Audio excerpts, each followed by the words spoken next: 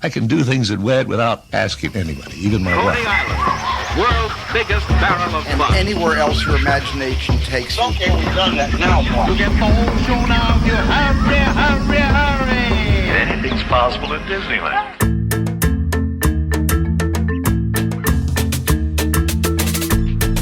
Welcome aboard the Themed Attraction Podcast, where we take you for a ride through the wonderful world of theme park design, that is. You've just joined us for an exciting voyage to discover the who, what, why, and how they did it via in-depth discussions with theme park industry masters of the craft. I'm your skipper, Freddy Martin, and with me, as always, is theme park designer, master planner, and spatial storyteller from Storyland Studios, Mr. Mel McGowan. Where are we off to today, Mel? Well, Freddie, I'm super excited about our show today. This is the first of a two-part interview with former creative executive at Walt Disney Imagineering, Tom Morris. Tom's a good friend of mine and a truly unsung legend and hero who was part of the second generation of Disney Imagineers who created Epcot and Disney parks around the world. We finally got a chance to break away from a project we're working on together and had a chance to sit down with Tom to pick his brain and hear how he's approached the design process from ride layout and master planning through creating castles from scratch. Yeah, that's awesome. So for all of our Disney fans out there, this interview is bound to surprise and delight. And if you're part of the themed entertainment industry, hearing from Tom is like a master class in theme park design. You won't want to miss this. Here we go, folks. Keep your hands, arms, feet, and legs inside the boat because episode 2 is about to leave the dock. Hit it, Sam.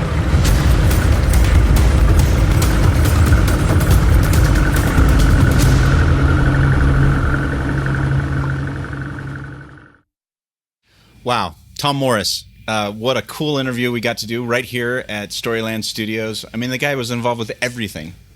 You know, I call him Professor Tom. And, above and beyond the interview, we had a chance to get our entire design team and have a little bit of an intro to kind of both his book and a class that he's actually taught both at Imagineering and to other groups based on the alchemy of Imagineering. And again, mind blown, face melted. Yeah, that guy is definitely a stud, to say the least. He's going to talk about it in the interview, but I mean, he starts off as a balloon seller at Disneyland attractions. And then they call him over to the big leagues to work on Epcot. I mean, what a classic start to a career.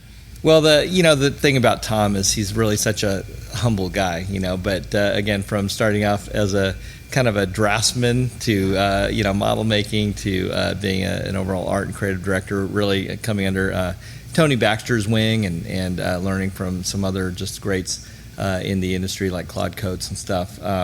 Again, the only guy that I know that I can call a friend that happened to also be a creative director on 2 separate Disney theme parks around the world just blows me away. Yeah, I mean, he's been involved in everything. I mean, practically every thing that's modern, he's had a touch in. So I'm just really excited. Today, he's an experienced designer, Disney historian, and creative consultant. That's how he came here to Storyland Studios and shared his story with us. Well, he's also kind of an Indiana Jones archaeologist of theme parks. Literally, that guy is digging for the buried bones underneath New Orleans Square. And again, it's just amazing his genuine passion that he's been able to maintain throughout his life as both a fan and a creative, and to, again, deal with all the political ups and downs and the roller coaster rides within a corporation like Disney, and to come out still, again, just as passionate, just as big of a fan, and just as creative as when he started as a kid. So, Mel, I wanted to ask you, retro blue sky designing here, dreaming backwards. So beyond the parks that you've been involved with the design, I mean, like starting from scratch as in the Disneyland parking lot, building an entire resort and brand new theme park. Besides that, like if you could go back and have been part of a design team at any theme park or attraction anywhere in the world, what would that be for you? Tough one between Marvin Davis, the original magical little park that a daddy wanted to make some memories in with his daughters. I would have to say though, probably the scope and scale would have been part of that transition from Epcot the city to Epcot the park. And I'm going to cheat a little bit to say if I could be part of another Blue Sky just for fun. Again, the opportunity of kind of similar to what we did, like looking at the parking lot in front of Disneyland and unpaving the parking lot and putting up Paradise. To do that for the Epcot parking lot today, I think would be quite an opportunity. And I know they're kind of looking at some of that, but the idea of integrating an in-berm hotel that kind of carries that idea of living in this community of tomorrow and integrating kind of some of the retail dining entertainment. I mean, it just seems like a field of dreams just waiting to happen. So I can't wait because it's just too good of an idea to not happen sooner rather than later. So. That truly would be a great thing to be involved in today. I mean, I think the same thing. Thinking about Disneyland, being there from the beginning. I think about like Pirates of the Caribbean is a fantastic attraction. It's one that's always fascinated me as a kid, but to have thought through drawings from Mark Davis drawings to what is actually there in animatronics just blows me away. I'm sad to see it change a little bit, but anyway, that's beside the point. I love to be there at those places, and that's what's cool about talking to Tom Morris is you get to kind of be at the beginning of some really interesting attractions worldwide. That's what's fun about talking with Tom. His career is so many Disney attractions, more than I think he could count. The first half of this interview, this episode that we're going to listen to right now, is mostly a deep dive into Tom's personal history, his journey from being a Disney balloon seller to creative lead on entire theme parks around the world. The second half starts getting into how Tom and the folks at Imagineering approach projects creatively and pursue greatness in design.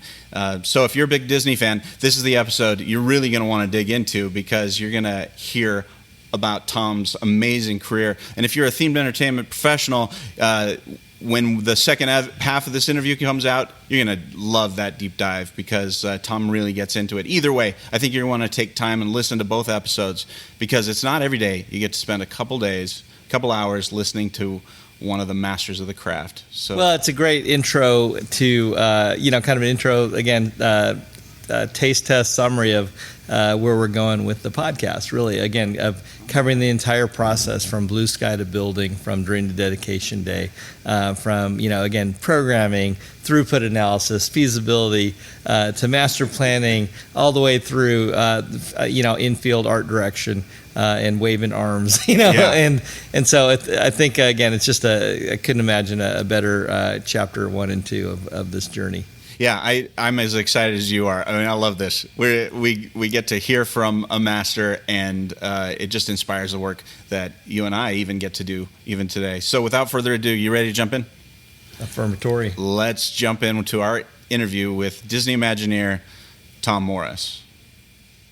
Well, we are pretty excited to have Tom with us today. If you don't know Tom, he's a seasoned executive creative director with Disney Imagineering over several decades. Retired. He doesn't look very retired to me. He's a very young, sprightly guy here.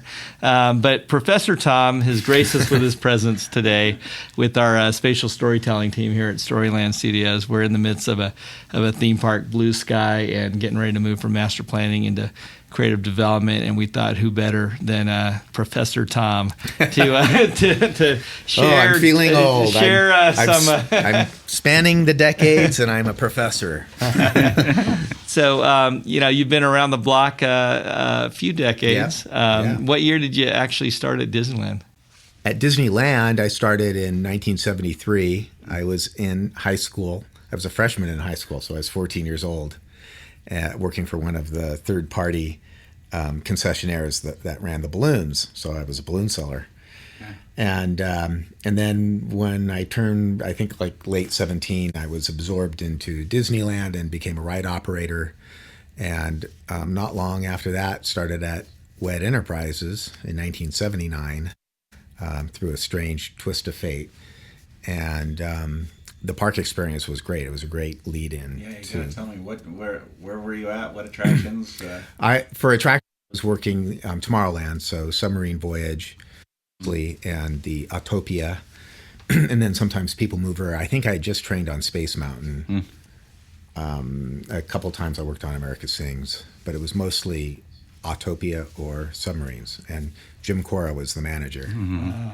And Steve Llewellyn, I don't know if you know Steve, he was one of the supervisors in that area. John McCoy, Yeah. a bunch of folks that ended Blast up from the also growing with the company. So yeah, both Freddie and I were also former cast members, and as we all know, there's a lot of cast members out there around the world, but there's actually not a lot of cast members that make that segue and transition over to WED, or now known as Walt Disney Imagineering. How did that happen for you? They started gearing up for Epcot. Like around 1977, I think they hit the start button on Epcot Center and on Tokyo Disneyland at the same time, and they would be opening, approximately the same time. And so they needed people, and they had already had a career planning and development program where you put your resume in, and if you have a portfolio, submit your portfolio. And so it went into a file, I had no intention of working anywhere until I had finished college, and so I was and I was slightly undetermined as to exactly what I was going to do. I was torn between the worlds of film and animation and Imagineering. So I put a portfolio in that's I could write. I was a very good writer. That's what I was majoring in college, was communications. I was taking film classes, and my illustration and architecture and stuff had kind of gone to the wayside as I focused in on this more communications and film. But they had my portfolio from high school in that file, and they needed drafts people. And I don't think they even cared about my illustrations. They go, oh, here's someone who can draft. He's a pretty good draftsman. It was 3 years of drafting in high school. And I had architectural knowledge, but I was not heading towards architecture or anything like that. But I had done some pretty cool illustrations, concept designs that had kind of an international flair, I guess you could say. So I think they were thinking World Showcase. But they actually ended up putting me in the show set design department. George Windrum, the manager of that department, needed people, I guess, more than anybody else. And I wasn't like training myself to go into architecture. So they thought it would be best to put me in show set design as an apprentice. And so I left my job at Disneyland thinking that this would be, a 6-month job, maybe a year at the most, and then go back to Disneyland. And I was in the process anyway of transferring from Cal State Fullerton to, I think I was heading towards UCLA. So you're like 18, 19, early 20s, something like that? Yeah. 19, I think, or 20, I think, when I started at WED. Wow. Weird. And there I am. and you start off doing kind of grunt work, which I think is a good thing. I think it's important to, have people do labeling and, mounting and presentation work, except I didn't do a lot of it before I was already starting to do, little minor design exercises, designing a phone booth for Doris Woodward for the Land Pavilion, and then doing some set design for the World of Motion, working with, I wish I could say it was just working with Claude Coates, but it was working with about 6 people who all fancied themselves the art director. I thought, wow, is this how it works here? And it was, I think, an unusual case, because sometimes you'll have a little bit of a tangle with 2 people who think that they're kind of in charge, but in this case there were 6 people who I think thought that they were in charge of this. Wow. And all 6 of them would periodically come by and look at what I was doing. I think I really only listened to Claude, but it was just funny. It was a parade of folks, and several of them were very important folks. One of them was Mark, and Mark Davis did not have any pretense in terms of, he wasn't pretending to be running the show, but, he would look at what I was doing, and that was nice. And Ward Kimball, I think, stopped by once or twice. Wow. And then there were some art directors that had come over from 20th Century Fox, and they were somehow involved in the project. Wow. And so they would come by, and it was very mundane stuff. It was the Greek temple for that scene at the beginning, and the Chinese pagoda, and a couple props and stuff. Spaceship Earth, or no, this was World of Motion. World of Motion. Yeah. And then Claude asked me to come up with an idea for a scene, which was the hot air balloon scene. So I did some concepts for that, and some of it made it in, and some of it didn't. What made it in? The buildings, I think. Uh-huh. The buildings and the general staging, I think, of the balloon. But I had mine was too subtle.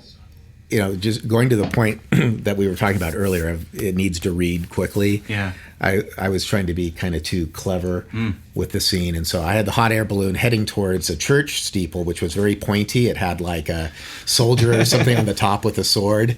And I think I can't remember what animal was in the basket, like goats or something. And the goats could see up ahead that this was going to happen, but the guy waving couldn't see it. And I think Mark took a look at it and said, well, it's not really, it's okay, but let's put a pig in there, and you'll see that right away. And so I think that's what they did. I think it ended up with a couple pigs in the basket rather than goats. I think, and the idea of the steeple about to pop the balloon went away because it was just, I think, too much to crowd into the scene. But they were right. I forgot all about that until I discovered those drawings just a couple of years ago when I was cleaning my office. And then I think not long after that, I was working with Tony on, because suddenly the Imagination Pavilion. Tony Baxter showed up on the radar was the Imagination Pavilion, which wasn't on the opening day schedule originally, but Kodak came with enthusiasm and money, and suddenly, and a check, and they wanted this thing on opening day. So Tony chose me to be on the team with him initially to start doing some layout concepts. Yeah, and Rick Harper was on that team initially. Bob Rogers. I always remind Tony, remember Bob was on that. Wow. Tad Stones. Whole bunch of interesting folks initially on that, and I would I would contribute to concept ideas, but I wasn't a very fast illustrator. So I once a day maybe a sketch or something, and they weren't all that great either. And eventually Tony asked me to start working on a layout for the ride because it looked like this thing was going to have a ride on it. So I didn't know anything about ride layout other than having an opinion about what I liked. And so, I started out kind of that way, just doing some ride layouts. And then there was no architect available. All the in-house architects were already assigned to projects that were starting to get behind schedule anyway. So there was no architect, so I was laying out the whole pavilion. Wow. And, I did know scale, and I did know space, and so, started laying out the ride. There were, zillions of different versions of it, and the image works. And there was also a very important park garden play area along with the 3D theaters. And that it was a lot bigger than what we ended up with, on opening day in terms of that little park was going to have a lot more. It was going to be like optical illusions and all sorts of interesting things in that park. And so, just did the usual months and months, or weeks and weeks anyway, of layouts. And there was a version of the attraction I remember that we began to settle on. And once the story began to get fleshed out more on that attraction, it seemed apparent that we were going to have a turntable at the beginning and a turntable at the end. And that turntable was to allow you to be moving through a space and then suddenly not be moving anymore through a space and then start moving through the space again while keeping up a decent Had that ever capacity. been done before? No, not to my knowledge. And so let me just get this straight. You were assigned to do ride. You've never done ride layouts. Yeah. And you're going to lay out something that had never been done before. Correct. That's great. There was going to be some kind of theatrical new guy. element in there, except it was weird because I could do these calculations in my head or on my calculator really quickly about what the throughput, because that came from my attractions background. And I always paid really close attention when I was a ride operator. I was always kind of paying attention to the machine. What kind of machine is this, and why can't this machine go any faster? Just enough Where's industrial engineering somewhere in the back. Where is the hang up in this system that it can't spit out these rockets or these submarines or these Utopia cars any faster. And you'd always find eventually what that limiting factor would be. And so, and I taught myself how to divide by 3600, which is what you need to do to come up with THRCs. And shockingly, no one else in my department did that. I think there was always a reliance that someone down the stream does that part of it. It's like, no, I'm going to figure this out now because I don't want to have to do this 1,000 times. Only 100 times will be just fine. And so pretty quickly, I was working with a guy from Pico. All the Pico coordinators came from attractions. And in the case of Epcot Center, they came from Walt Disney World attractions. And so these are guys who were supervisors and leads on attractions. So his name was David Todd. And so he had some faith in me that I knew what I was doing. And Tony had some faith in me because he knew that I knew what was cool to wiggle through in a ride, to twist and turn through in a ride. And we came up with all these different kind of loading ideas. The loading was going to be on a big turntable like the People Movers or Adventure Through Inner Space at one time, and that didn't work. Anyway, the key thing was that the story was really begging for a sit-down introduction that would suddenly put you into a ride. Right. And Tony knew pretty quickly that he wanted this kind of Professor Marvel kind of a character. And I think either Steve Kirk or Jeff Burke had mentioned the dragon, having a dragon sidekick. And then Tony came up, I think, with the name Figment. But these, so Dreamfinder and Figment were really born out of Steve Kirk and Tony Baxter. And then I think really gluing this whole thing together was Andy Gaskell, who was borrowed from Walt Disney Animation.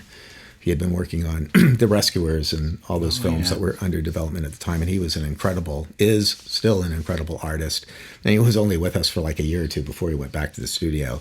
And he really kind of glued that attraction together in terms of, listening in the story sessions about what we were thinking and having, a literary section of the ride and highlighting the arts and sciences. And so he did these fantastic renderings that I have recently looked at again, after all these years. It's like, man, these were great. And they even had Marvel incorporated into them. So they were, looking at the future a little bit. Somehow. Yeah, somehow. And so as it began, to congeal, then it looked like, okay, so we need this intro thing at the beginning, this turntable that would sit you down, in effect, for 3.5 minutes. And then at the end, we had the same thing, a wrap-up. Yeah. And the ride went upstairs. And then after you went through the second turntable, the finale, then you were released into the ImageWorks, right there into the ImageWorks. You didn't have to walk up a flight of stairs or take an elevator. No. And that was too expensive, it turned out. That was my first, exposure to reality of you've come up with something that's a little bit too expensive, basically. So it was scaled down a little bit.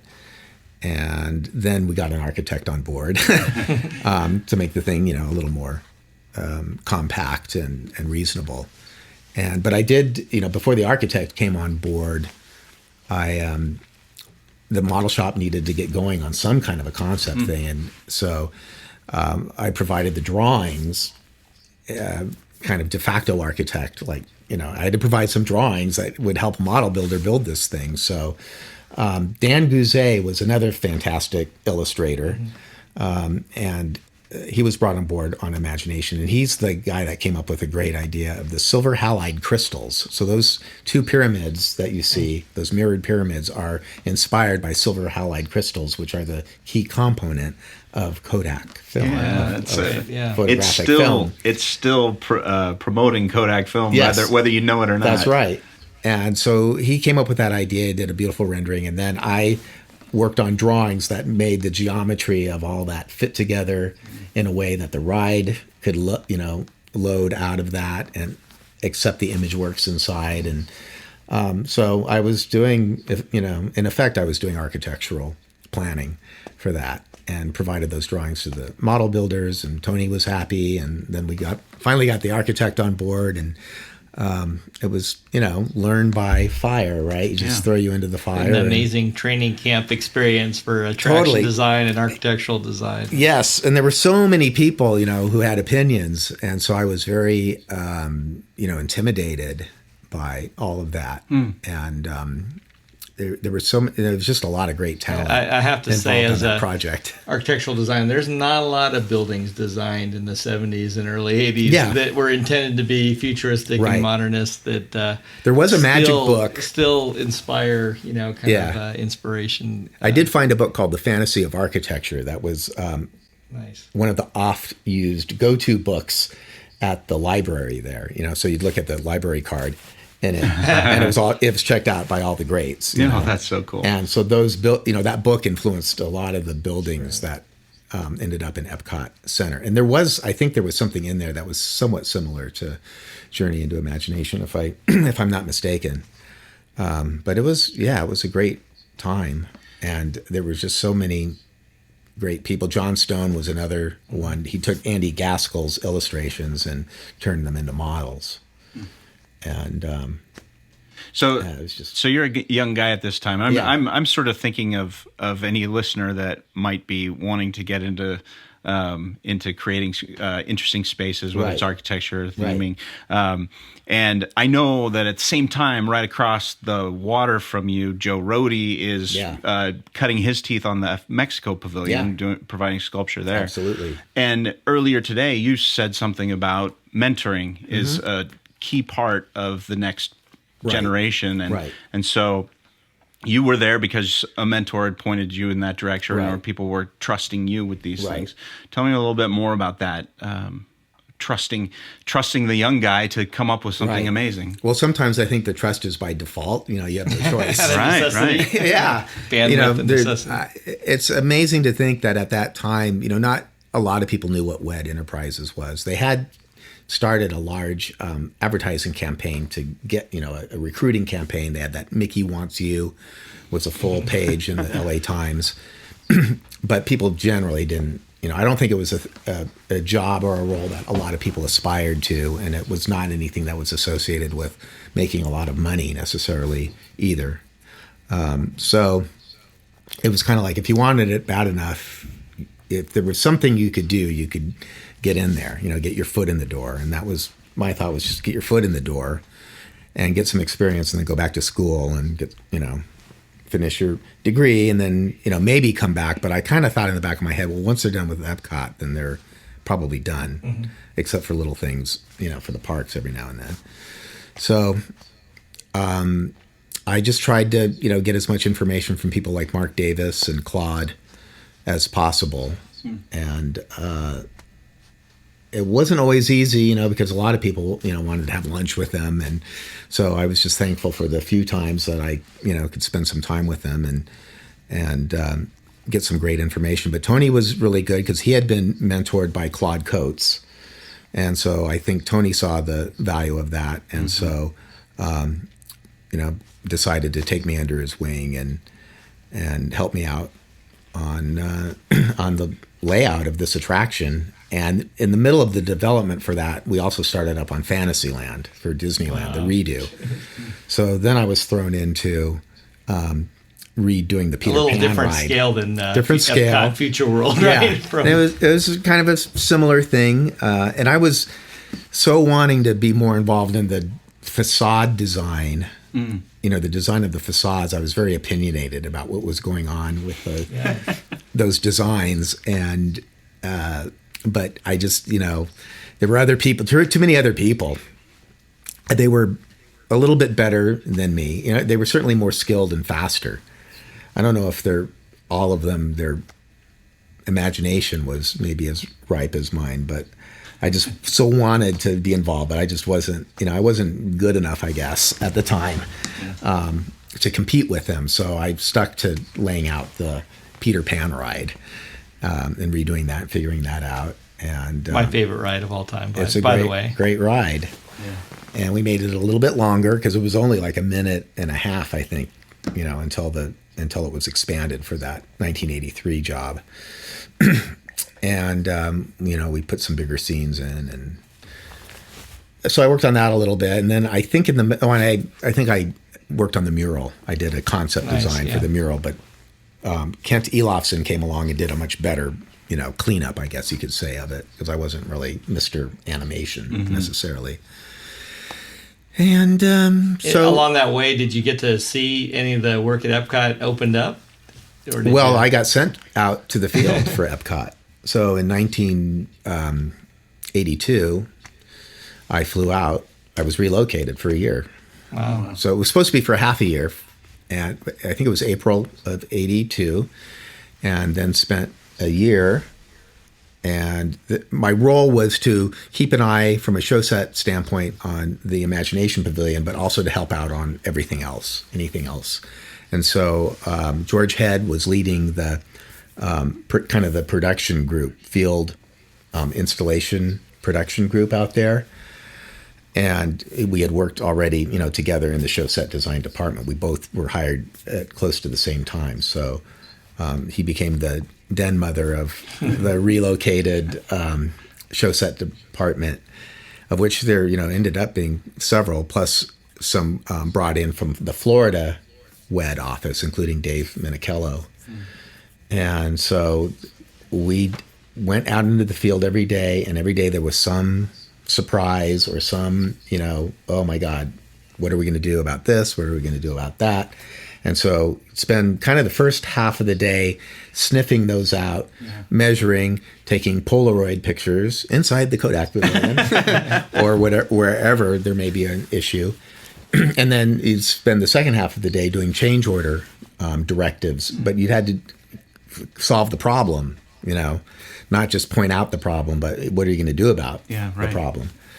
And it could be anything. There were just so many things, and I think I have a lot of those in a file somewhere. I think I kept some of those. I remember 15 years ago asking myself, why in the hell am I keeping these? And I almost chucked them, and I thought, I don't know, maybe my opinion will change, and I'm so glad I did, because it really is a story, it tells a story of what working in the field is all about. And what it takes to execute this stuff beyond the Yeah. blue sky illustrative. Yeah. So, and then it came to a point where there was some actual art direction involved, arm waving, and but we had Skip Lang out there eventually, and Bruce Gordon came to help out with the installation too, because he was kind of the foreman for the building of the sets back in California at the Tahunga facility.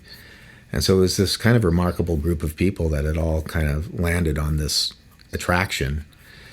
And I look, now in perspective, it was such a tiny part of Epcot Center. It was a tiny part of its success. There were so many people and so many talented people involved in the whole thing.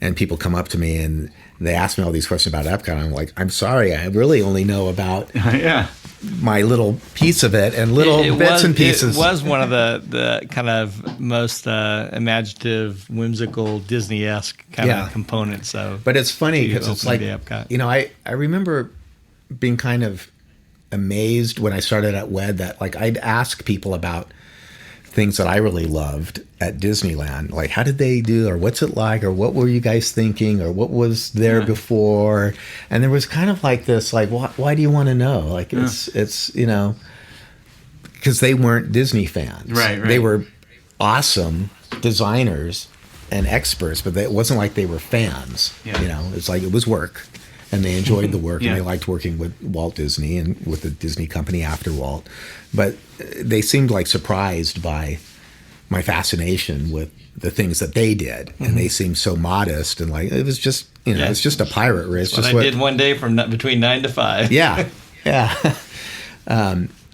So and then I started to become that way with the Imagination Pavilion. I was more interested in the other pavilions at some point, because I just was so used to the whole composition, the whole project was such an epic scale. Were you ever able to write it and enjoy it as a without saying, oh, there's missing paint there, there's or even I could enjoy it, but I can never do it without saying that this was missing or that was done wrong. So here we are 3-4 decades after the opening of Epcot Center, still pretty unprecedented in scope and scale in terms of the theme park kind of environment. Not sure if anybody would dare try to do something larger, certainly. Right. What do you think Epcot means, I guess? I think it was such a bold thing to do. The Disney company certainly didn't have to do it. Mm-hmm. They could, I think back then, I think they could have expanded Magic Kingdom and expanded Disneyland and gone ahead with Tokyo Disneyland. I don't think there was anything driving other than the guys that took over after Walt passed away felt somehow obligated to do something in some way, and that whatever they do should make a profit. And I don't think this whole kind of multi-day thing, that might have been part of it. I think it was just like, okay, we're going to build this park and make sure it doesn't lose money. Mm-hmm. And so it's, I look back and I go, that was kind of ballsy of them to go ahead and build this park and build it the way they did. It was very big, very ambitious on a spectacular scale, and to tackle topics that you wouldn't think of approaching these days. And there was a tinge of altruism to it, mm-hmm. which is, I think, what appealed to me. In the 70s, like in high school, what are you going to be when you grow up? What are you going to do? And I grew up in an affluent area, not affluent. Yeah. My dad was a high school teacher, and yet we were living, because you could back then, but still, like most of the people in the high school were back in the days when high school teachers could live in Newport Beach. Exactly. And and then everyone was being primed to go off to Ivy League schools or to USC or to UCLA. And I okay. And, because you're supposed to be a doctor or a lawyer or, a business person. And I thought, well, this is really interesting. I like Disney. I like Disneyland. You could get a career there. It doesn't look like you'll make a lot of money, but it looks like you could do some good. Yeah. And so, and I think the Disney company did a remarkable job of exposing their ambitions to the cast members and getting all the cast members on board. Cast members at Disneyland are excited about a project that's going on in Florida. Yeah. Because they did these sizzle reels that made it seem like Disney was doing something. You're changing the world. Changing the world. You're casting this vision of a world as it could be and exactly. should be. Yeah. Right. And the CEO of the company, the CEOs, Don Tatum and Card Walker, would give these kind of pep rally speeches about, if Disney doesn't do this, who is going to do this? We're the only company that is equipped to do this. Walt left this legacy of people that could think this way and could bring it to reality and could make it work operationally and get the world excited about it. So if we don't do it, who is going to do it? We're not doing our job if we don't do it. Wow. In essence, is what they were saying. Pretty inspirational. I wondered if that was what they were really saying decades later. And then I found these documents, I found they would give them out, they would hand out the speech. Yeah.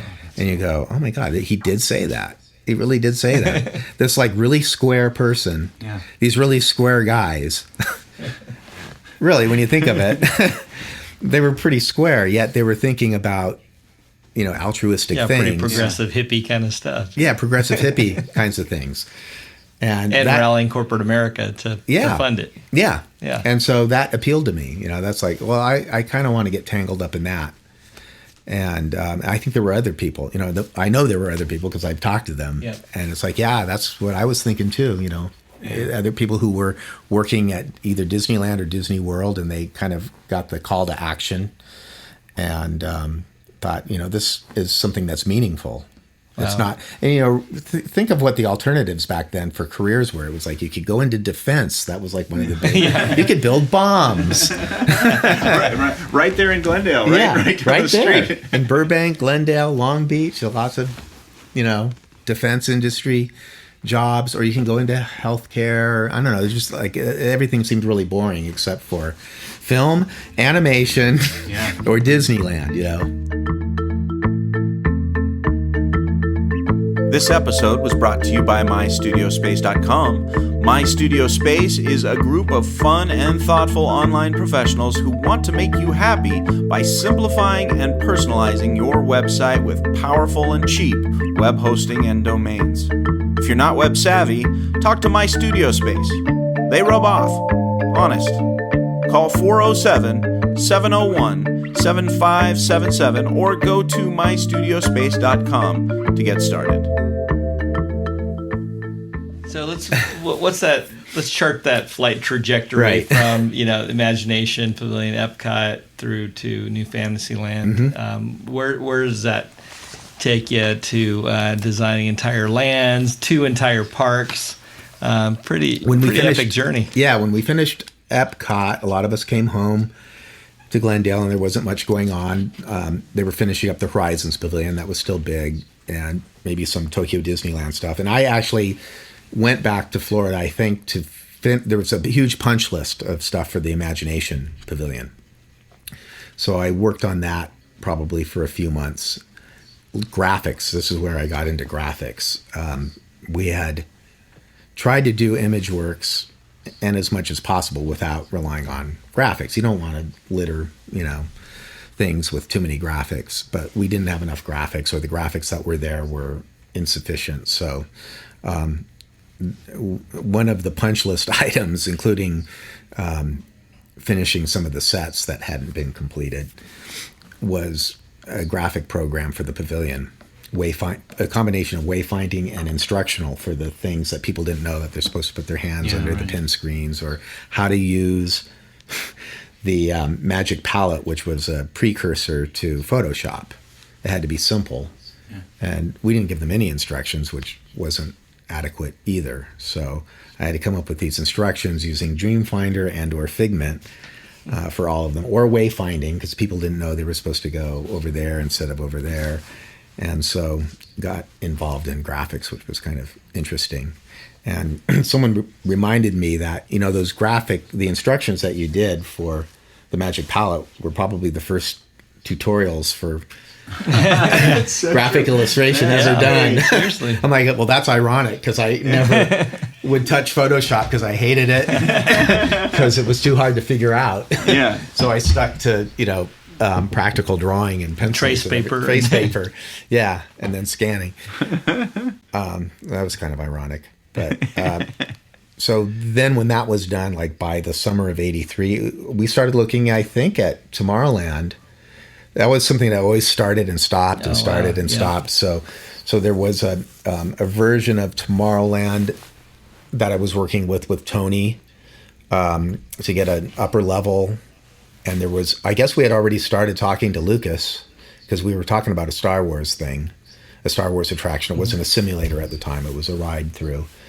And that was going to replace the Autopia. And then I was doing concept designs for what Tomorrowland might look like. So that was my one foray into kind of Tim Delaney land. Right. I couldn't do it as good as Tim, but there were some cute ideas in there, but I don't think they wanted to do, it was expensive. I think my ideas were expensive. I was inspired by John Hench's, that yellow rendering with Space Mountain in it and multi-levels. Right. So I really wanted to bring that idea to Tomorrowland. And then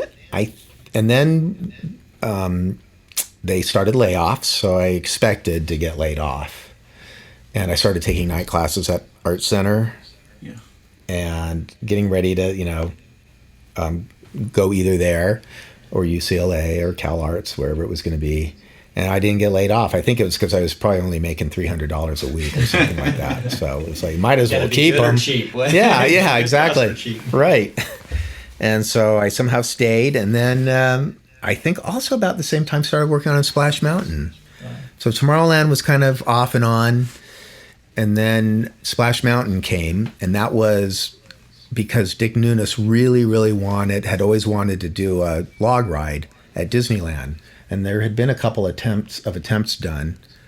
And now it was thrown into Tony's court. And so Tony asked me to look at, where you could put it without tearing out any other attractions. And that was a hard exercise. And so we had actually put it behind New Orleans Square, behind the train station. And you would go either under or over the train station into this kind of, down south area next to New Orleans. Yeah, probably like where Indiana Jones is now. No, on the other side. Oh, okay. Where the chiller plants still are. Where the chilled water and all that. Is that the reason it's not there? That's the reason it's not there. It was too expensive to either relocate it or deck over that. It wasn't expensive to get people up and over the tracks. It was expensive to work around those facilities. We tried other locations and it just would never fit. So it was about to go away as a project because it was too expensive. So it was never intended to get people up into Critter Country to well, terminate that cul-de-sac up there. I think they considered either putting it behind Critter Country, where again it required relocating some facilities back there, or taking out the Bear Band ride, which operations didn't want to do because it was still doing decent business. And I think Tony had at that point had kind of closed the idea, like, okay, let's go on to something else. And I said, let's look at one more location. He goes, well, where? And I said, well, that berm between the Haunted Mansion and Critter Country. It's like, there's no land there. And he was kind of right, as the crow flies. You look down at that and just like, how are you going to do that?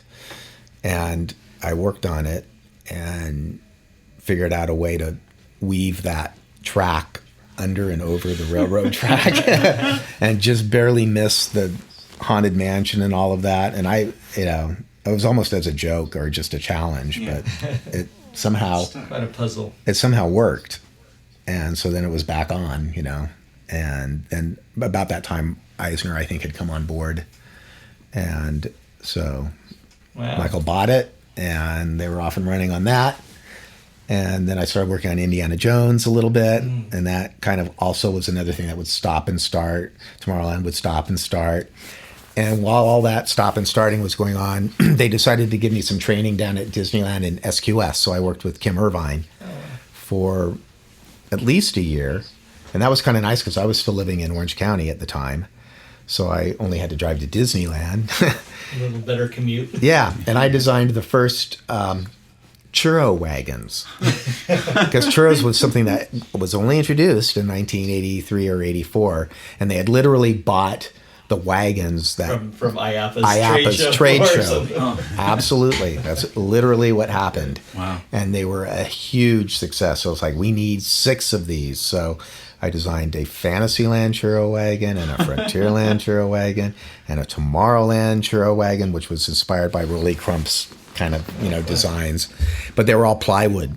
They were thick plywood, like 3/4 plywood, I think. I'm gonna have to look for some pictures. Attached to those carts, and those only lasted like a year or two until they fell apart and built the real permanent ones. So you go from designing a churro wagon to the best piece of Disney architecture in history. Kind of. The Sleeping Beauty's castle in Disneyland Paris. It was pretty close in time. That's quite a upgrade in responsibilities. Wow. Yeah. There was a little... You must have done a really great job on those churro carts. There was a little period of time again with Indiana Jones, and I was working on a branching version of that attraction that would have different tracks that you would go on to and see different things. So there'd be 3 or 4 different ways. I remember some of the talk was that the branch could go into the Jungle Cruise, could go. Well, there was that too. There was the version that took the single route ride and integrated it with a mine ride and the Jungle Cruise, all kind of sharing the same space. That was really cool. And Brian Jowers did a really cool illustration of that. Then I went to Europe because I had fell in love with the Impressions de France film at Epcot, and started, like on my breaks, I would go because I was there until April '83. Epcot opened in October, but the Journey into Imagination didn't open. The ride didn't open until March, and that was also fits and starts. And so sometimes there'd be some downtime and like, okay, we're waiting for something to happen.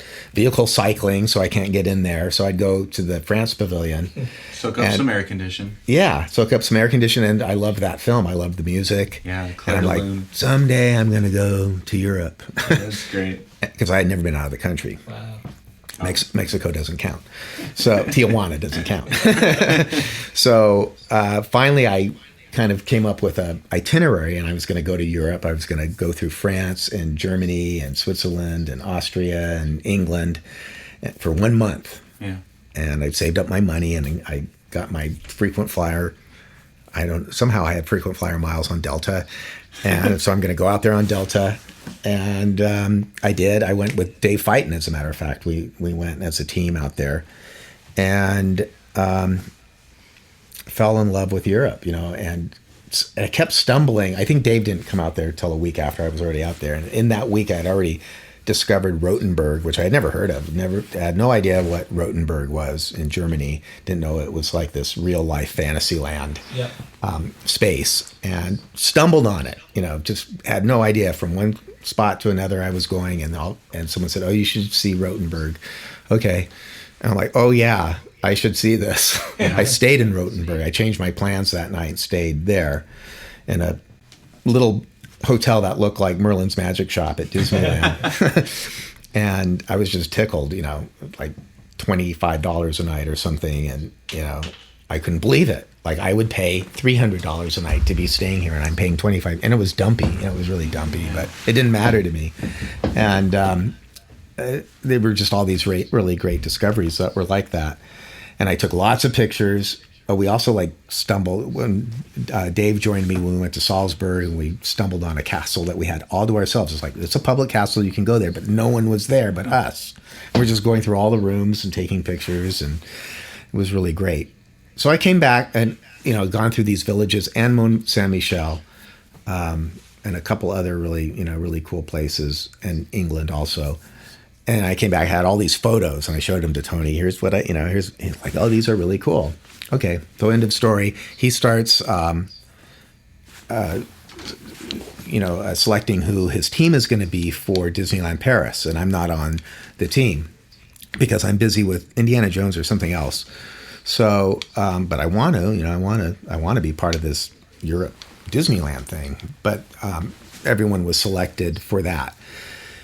And then the guy who was the show producer, Bob Kurzweil, was the show producer for Fantasyland, and in some organizational rearrangement, they wanted Bob to go down to Disneyland to do some SQS work, to I think lead SQS for a while down there. So Bob went to Disneyland, and that opened up a space for the show producer for Fantasyland. And I think my qualification was I had gone to Europe. You had some great picks. And I had some great picks. Yeah.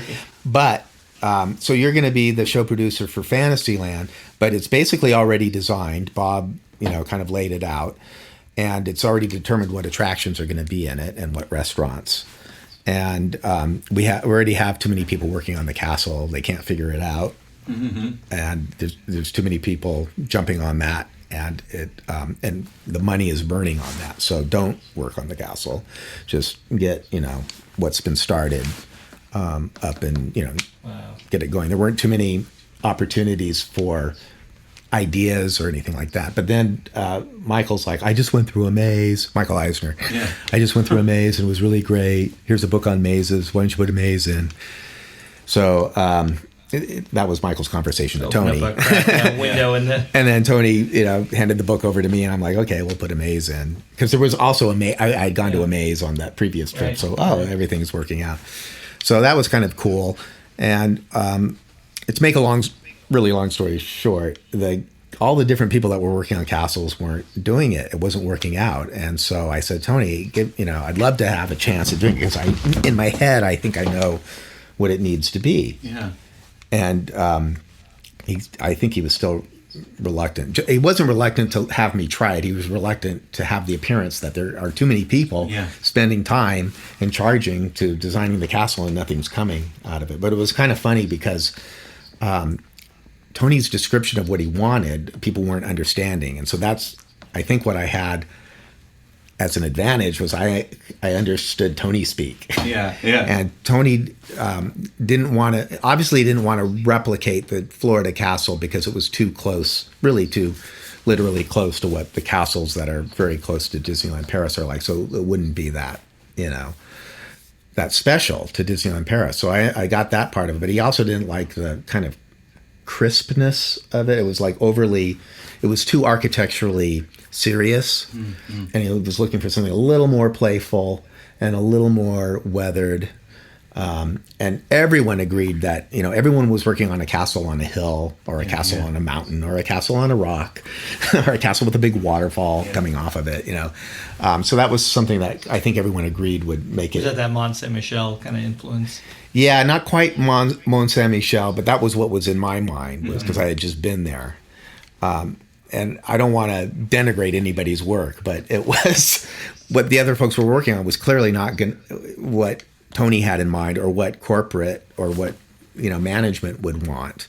So Tony was like saying, like a castle, like in Figaro's Fishbowl, or I don't know if he said Figaro's Fishbowl, but he said like a castle, a playful castle like you'd seen in an aquarium. Yeah. And so someone had done one that was literally like the one in the aquarium, the one in Figaro's Fishbowl.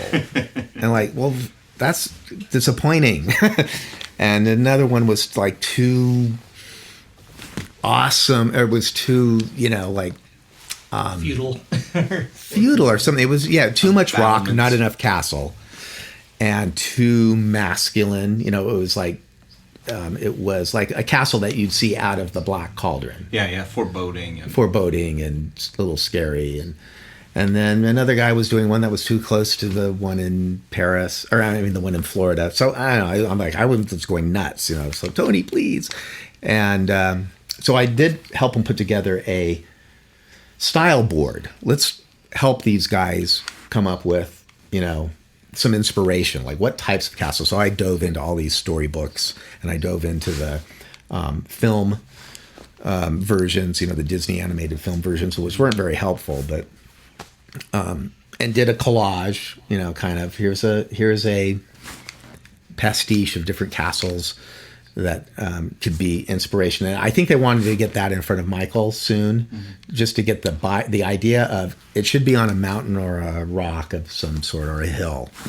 And so that was my role. And then somehow out of that, once Michael bought that off, I think he said, okay, take a pass at it, because I think he liked this board that I put together.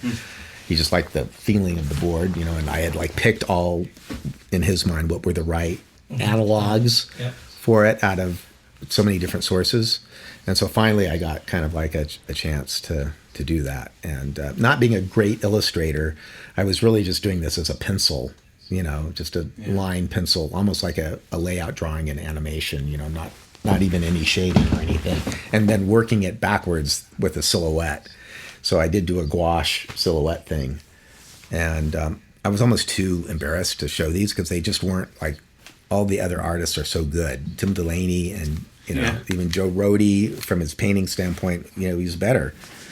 All these guys are better than I am. So I had this kind of weak looking, except the design was good. It was a good design, but it just wasn't a good, selling. It wasn't a marketing art by any means, but I think Tony liked it. And so we started building a model of it. And I was working with an architect, Mark Lesko, and John Kasperowicz. I don't know. You must know John. Yeah, his office is here. And so at some point I was coming down here too. That was later, though, I think after we kind of established basically what the castle was. But John added to it and did all the great ornamental design for it, all the ornamental detailing for it. But, we were working in the model shop, the architect and myself and a couple of people from the model shop, just taking wooden dowels. And that's how we would confirm the location of where these things should go, because you can't just do it only in plan, and then cross your fingers and hope that when it comes up, it's going to look good. I insisted that, we always go out to the model shop. It doesn't have to be all finished. Just cut a dowel and put a cone on top of it, just for placement, for the arrangement of the towers, just to make sure that this thing looks good as you walk around it. So that's how we did it. So cool. Yeah. Well, You said back to that silhouette thing that you showed us earlier with Yeah. Jiminy Cricket. Right. And being able to see it from the right angle is Yeah. that it's pleasing Crucial. to the eye. Yeah, and then as it becomes dimensional, you got to keep checking it, and so it's not just cylinders and cones; it's boxes and trapezoids, and you want to make sure there's some airspace in there, a little lacier than I think what Tony didn't like about the Florida castle was it's kind of a big box, and then it's arranged nicely with towers onto that box, and so he wanted something a little airier, or I can't remember who wanted it, but something a little lacier and porous, just a little more porous, so that you're imagining. And I definitely was the one who put the spiral staircase. That was something that just came out of playing with drawing, and like, ooh, that'd be neat to have a spiral staircase come down. And I always liked the flying buttress at Disneyland and the flying buttresses on the on the cathedrals in Paris and everything. So it's got to have a flying buttress, and how about some wisteria on it? Because I saw that in some castle. And so I really wanted to bring a little bit of different castles around France. So I wanted it to have a French pedigree, but it just couldn't look like any castle that was ever in France. But you look at it and you go, well, it's French. Yeah. It's storybook, so it has that fantastical quality, and it's French. You can tell there's enough DNA on that you can tell that it's French. Oh, that's cool. Well, Tom, it seems to me like you're the castle guy. I mean, I don't know of any other guru that I would entrust with the definitive Disney castle. I mean, it is one of my favorite pieces of Disney architecture. I've got to ask you, put you on the spot, just because some of the characteristics of that castle seem fundamentally different from, for example, the Shanghai castle, or even for that matter, the castle enhancement surgery that's going to be happening at Hong Kong Disneyland. Right. What's your castle enlargement? Yeah. What's your take on those? I reserve judgment until I see, You want to see it live. Yeah, you really got to see, because you just have to wait and see. Yeah. I think that the thing that was important in the design of the Paris castle was the working it out crudely with crude shapes, dowels, cylinders, early on, to make sure it didn't drift into an area that started to get locked into and it wasn't right. So another reason to have a model shop and good people in a model shop. And so many different tools available nowadays with building information modeling. And, that's right. For better or for worse, it certainly can. Another beautiful castle recently in the live action version of Beauty and the Beast. Oh yeah, that's a beautiful castle, and I don't know if it came out as much in the film, but I was able to see the production art that they did for that castle, and it's like, oh, this is a beautiful castle. So, to take a look at that one again. Yeah, it's got it's like you got to look at the castle and go, oh, I want to go up there. I want to go up on that balcony. I want to go through that door. I wonder what's down there. And they did that remarkably in the live action Beauty and the Beast castle. So you must have done a bang up job, because you're the only guy that I know that got handed the keys to not just one, but 2 entire Disney theme parks. I mean, do you know of any other Imagineers that actually were able to lead the creative direction on 2 separate parks? I think so. Yeah, I'm pretty sure. I'm not the only one. And, the 2 are, I love sweet little Hong Kong Disneyland, is definitely the engine that could. And Disney Studios Paris, too, one day, I think soon, because they're going to put some money behind it. Yeah. But, they were of an era. There's something to establishing that kind of original DNA, minimum critical mass, that seed that can turn into a tree, that can turn into a forest. And exactly. I do have to hand it to you, because my favorite theme park memory experience by far is experiencing Hong Kong Disneyland. I had adopted my son Joshua from a Chinese orphanage. He was born deaf, and he was in special needs, and I was able to kind of chase him around Hong Kong Disneyland one day right after it had opened, and tried to tire him out before a red-eye flight out of Lantau Airport. And again, just just a day full of pixie dust, and it really was, to me, it almost was the closest thing I could experience getting a DeLorean time machine, going back to Disneyland 1955 and trying to have some sense of what the scale and crowd level and charm and character of Walt's original Magic Kingdom seems like it could have been like in those early years. Walking down Main Street, as it was going up, it looked exactly like those pictures of Disneyland. That picture of Walt looking down at the tracks, and that was a weird deja vu, because it wasn't really it wasn't a deja vu based on my real experience. It was based on photographs and things like that, and it even had buildings that aren't at Disneyland anymore, like the Beacons van line building on Town Square, and a couple other little bits and pieces that aren't there anymore. So that was kind of cool, but it's a really charming, beautifully executed park, and the only criticism was just more. Critical math, just budget needs more. And scale. Nothing was done poorly. It all looks great. It's all entertaining. It just needs more. Yes, and we want more too, but we got to cut it there. We've got to save the rest of this for our next episode. Mel, what did you think so far? Mind officially blown. Tom's a great storyteller. It was so great to just hear him tell his own story. Yeah, it's true. In the next episode, you and Tom get into what's called the alchemy of Imagineering. Mel, why don't you give us a quick preview of what that means? Well, as I mentioned at the start, it really is almost like a taste test preview of where we want to go on this podcast cruise of ours here, of taking the entire process, the entire journey from dream to dedication day, from blue sky to building. And again, Tom has been there, has led efforts through that entire process, and it's so fun to get into that with you. Yeah, that's great. Well, we got to wrap this up. It's time to get this leaky tiki back to the dock. Thanks, Mel. The Themed Attraction Podcast is hosted by Freddy Martin and Mel McGowan. Our guest was former Disney Imagineering creative executive Tom Morris.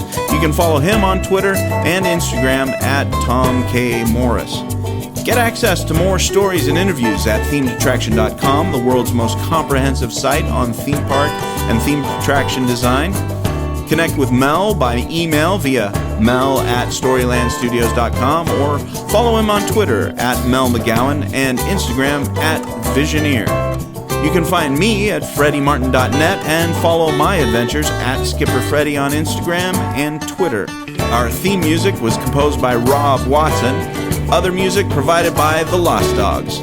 This episode was designed and produced by the one and only Dr. Barry Hill. Find him at barryrhill.com. Mel, Barry's known as the head salesman in these parts, but business has been shrinking lately, so he's offering a 2-for-1 special, 2 of his heads for 1 of yours. Thanks for listening, folks.